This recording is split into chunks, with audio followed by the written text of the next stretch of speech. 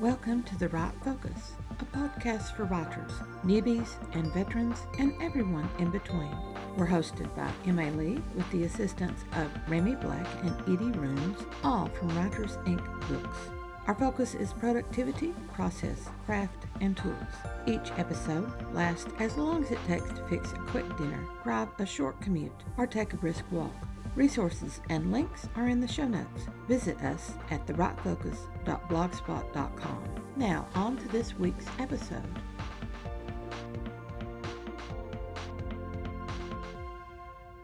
What do writers want to know about plot? What do writers need to know about plot? The Right Focus is taking a comprehensive view of plot, the structure that develops characters, genre expectations, major story structures, pacing, tension, suspense.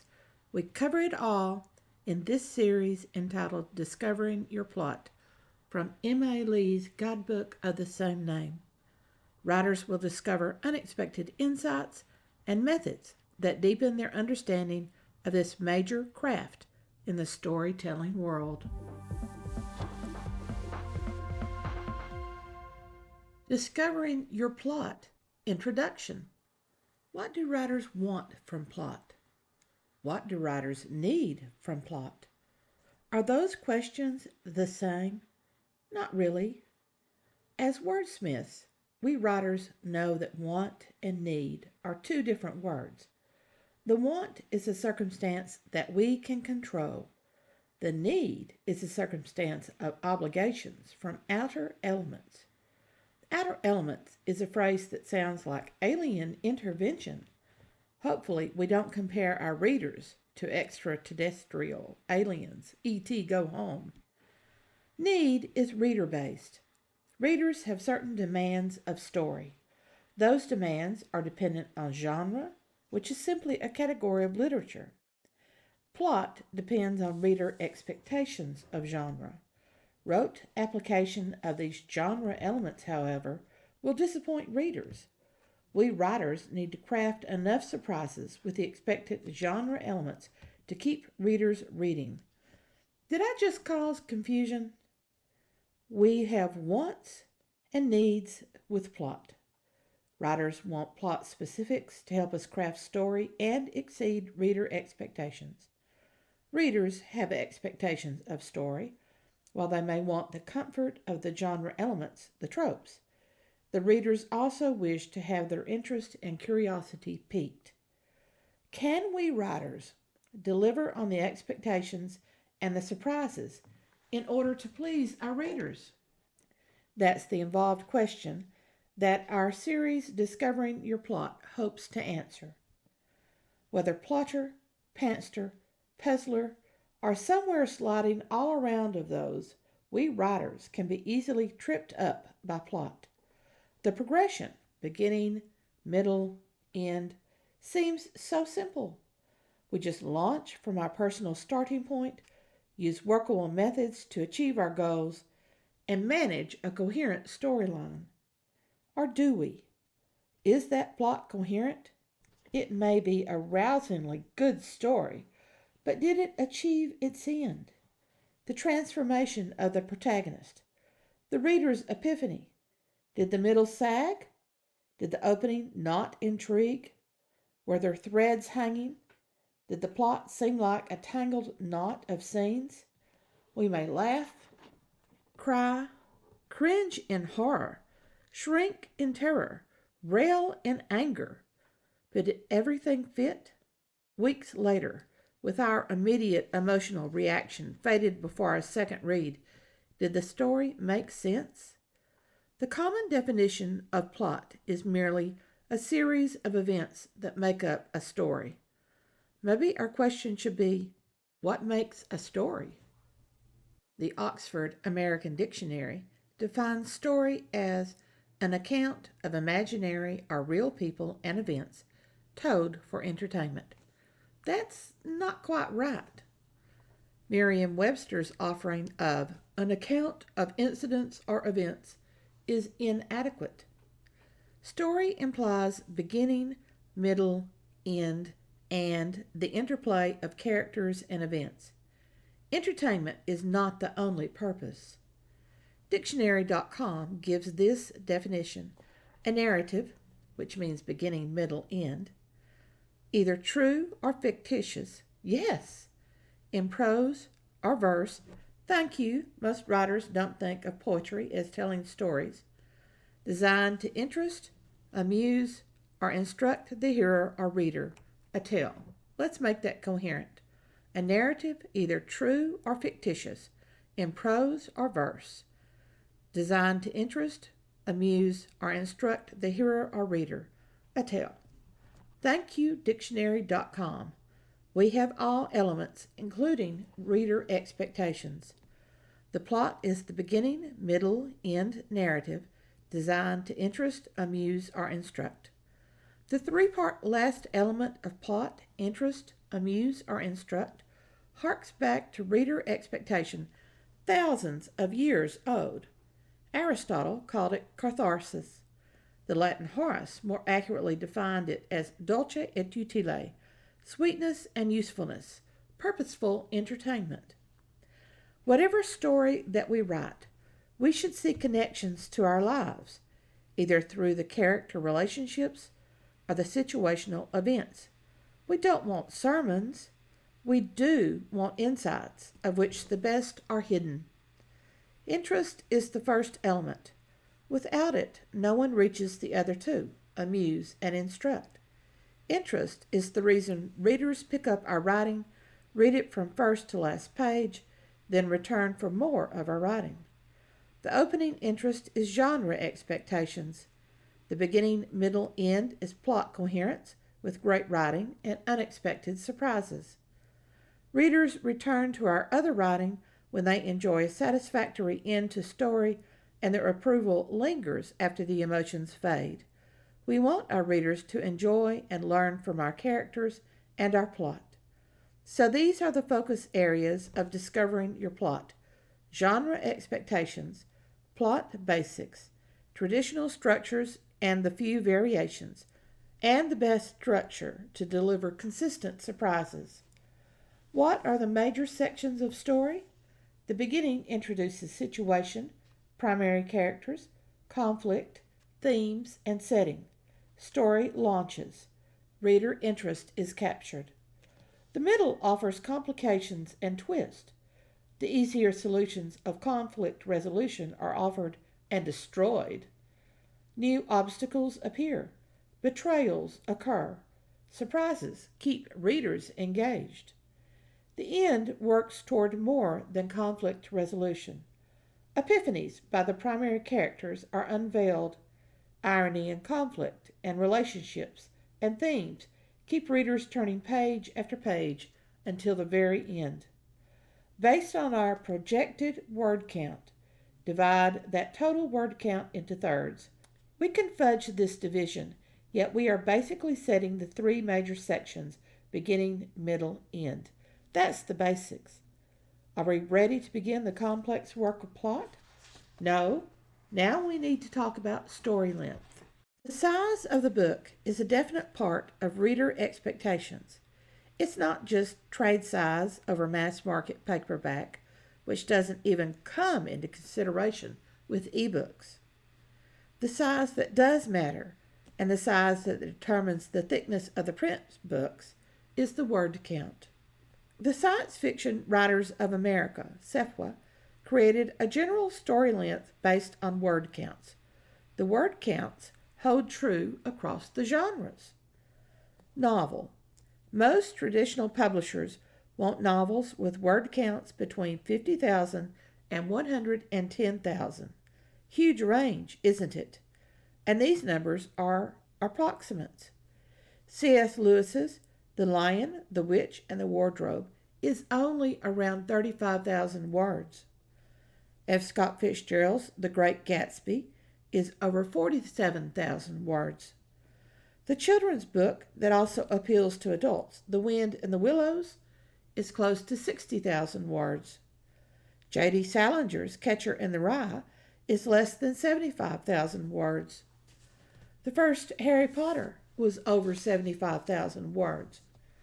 Jane Austen's Persuasion, my favorite Austen, is nearly 88,000 words, while Sense and Sensibility is over 30,000 words longer. Amy Tan's Joy Luck Club reaches 91,000 words. The Hunger Games was close to 100,000 words. Mark Twain's Tom Sawyer doesn't reach 70,000 words, while Huckleberry Finn tops 109,000 words. Stephen King's Salem's Lot reached 150,000 words. J.R.R. Tolkien's The Hobbit is about 95,000 words, while the first book in his epic The Fellowship of the Rings is 188,000 words and more. The entire Lord of the Rings trilogy is 481,000 words. Ernest Hemingway's The Old Man and the Sea, a wonderful allegory, doesn't achieve 30,000 words. As you can see, novel length is all over the place. Certain genres have expectations as to length. Science fiction and fantasy can average 90,000 to 120,000 words, with the individual books and epic series running at 200,000 words. Both historical fiction and mainstream romance may average 70,000 to 100,000 words. Subgenre romance may average 40,000 to 100,000 words, a huge swing in novel length. Books in the mystery genre, thrillers, suspense, crime, etc., usually come in between 70,000 to 90,000 words. Cozy mysteries are often at the 40,000 to 60,000 range. Standard nonfiction runs about 70,000 to 80,000, with biography averaging much higher, some works running close to 200,000 words, and how-to and self-help books like this one, running from 30,000 to 50,000 words. The Discovering set of guidebooks, even with my attempt to keep all of the books at 30,000 words, mimics this wide range. The first book in the series, Discovering Your Novel, reaches 48,500 words. Discovering Characters is 44,000 words. Discovering Your Plot runs at 35,000 words. Discovering Your Author Brand barely achieved 20,000 words. Discovering Sentence Craft is 37,000 words, a length which I totally didn't anticipate. Novella. Safwa classes the novella with a word count of 17,500 to 40,000 words. Another source says 30,000 to 50,000 words. Jack London's Call of the Wild is classified as a novel. The word count is 27,976 words. Its reading grade level is 9.6. Most books are written at a 6th grade reading level. Short as it is, Call of the Wild's density of higher level vocabulary and longer sentence lists create a difficult engagement for the casual reader. Novelette and short fiction. Safwa classes a short novel between 7,500 to 17,500 words. Short stories are less than 7,500. The Right Life classes a short story as anything between 1,500 words to 30,000 words. The Short Fiction Mystery Society classes a novelette as 8,000 to 17,500 words and a short story as 4,000 to 8,000 words. Daphne du Maurier's classic short story, The Birds, she also wrote Rebecca, is more than 20,000 words. Projecting length, which we writers want to do, to estimate a page count in order to achieve a word count for a manuscript, the first determination is the average number of words on a page. Most manuscript pages in a normal font with 1-inch margins top, bottom, left, right will average 280 words per page. Typing 7 complete pages will give a good average. Then simply divide the word count appropriate for a particular genre by that average of words per page. 50,000 words divided by 280 equals 178.57 pages or 179 pages. The first Harry Potter, 75,000 words divided by 280 equals 268 pages. Hunger Games, 100,000 words divided by 280 equals 357 pages. Old Man and the Sea, 30,000 words divided by 280 equals 107 pages. The Hobbit, 95,000 words divided by 280 equals 339 pages. The words per page for ebooks does not match manuscript words per page. Estimates online run from 192 to 250 words per page. The average that I've worked out, the ebook versus a paperback on my shelf, is 215 words per page. From the words per page and the pages per book listed by the online distributors, we can calculate manuscript length. Words per page times ebook page count equals manuscript length for ebooks. We can also calculate average chapter length and numbers of chapters. Epic fantasies and historical fiction often have longer chapters than other genres. Determine a good average page length for chapters by best-selling writers in a chosen genre, then work out your calculations. When we want a particular number of chapters and know a specific word count, we can calculate chapter length. A chapter of 15 pages times 280 words equals 4,200 words per chapter. 22 chapters at that length is 92,400 words. A chapter of 8 pages times 280 equals 2,240 words per chapter times 20 chapters equals 44,800 words. For my work habit, these calculations create a low estimate. In the midst of writing, inserting scenes into the manuscript will throw off the calculations. The numbers do help for basic planning as we launch into story. Short story of 5,000 words times 280 words per page equals 18 pages. Scenes in that short story may run 3 to 4 pages in length, which is about 980 words, or 5 separate scenes to develop. All of these calculations as to length are not a prescription. No manuscript length is dictated, merely estimated, just as no length of story section is declared.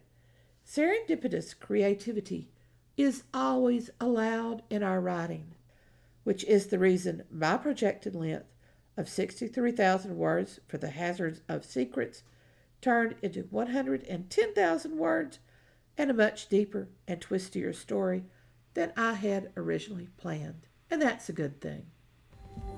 Thanks for listening to The Right Focus, a podcast for writers at all levels, hosted by Emma Lee from Writers Inc. Books, assisted by Renee Black and Edie Runes. Our focus is productivity, process, craft, and tools. Music is licensed through Audio Jungle, called Background Music Loop. Its creator is Alexander Polishchuk, known on Audio Jungle as Plastic 3.